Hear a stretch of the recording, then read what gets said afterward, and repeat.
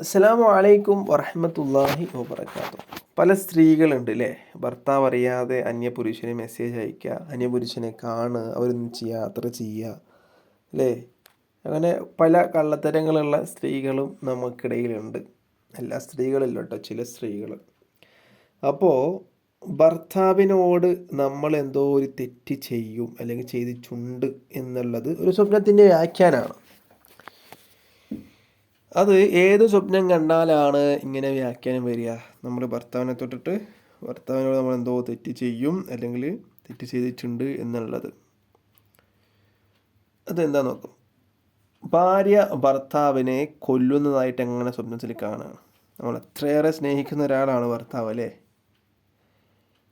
ആ ഭർത്താവിനെ കൊല്ലുന്നതായിട്ട് സ്വപ്നം കണ്ടാൽ ആരും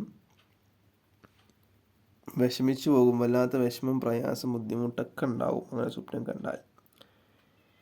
അങ്ങനെ ഭാര്യ ഭർത്താവിനെ അറുത്ത് കളയുന്നതായിട്ട് സ്വപ്നം കണ്ടാൽ എന്തായിരിക്കും അതിൻ്റെ വ്യാഖ്യാനം?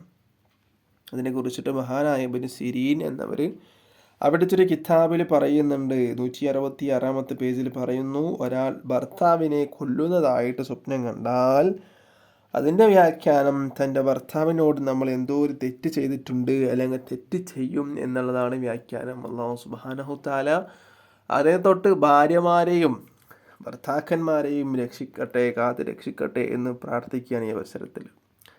നല്ല രീതിയിൽ അള്ളാഹുവിനെ വഴിപ്പെട്ട് ലോകത്തിൻ്റെ നായകൻ ഗുരു മുത്തു മുഹമ്മദ് മുസ്തഫ സല്ലല്ലാഹു അലൈഹി വസല്ലം തങ്ങളെ സഞ്ചരിച്ച പാതയിലൂടെ സഞ്ചരിക്കാൻ നമുക്കും നമ്മുടെ വീട്ടുകാർക്കും വേണ്ടപ്പെട്ടവർക്കും കൂട്ടുകാർക്കൊക്കെ അല്ലാഹു സുബ്ഹാനഹു തആല തൗഫീഖ് നൽകട്ടെ.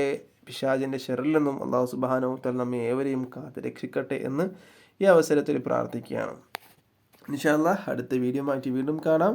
അല്ലാഹു തൗഫീഖ് നൽകട്ടെ. അസ്സലാമു അലൈക്കും വറഹ്മത്തുള്ളാഹി വബറകാതുഹു.